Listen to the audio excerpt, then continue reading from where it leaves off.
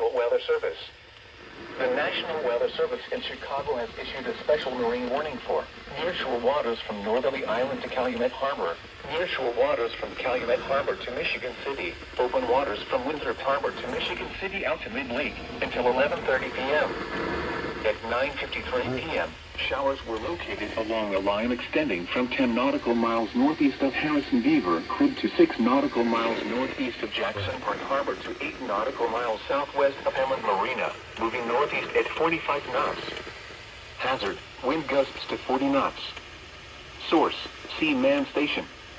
Intact, small craft could be damaged and briefly higher winds and suddenly higher waves.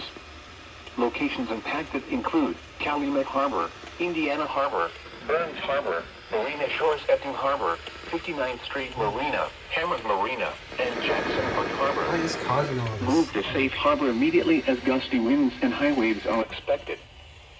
There we go.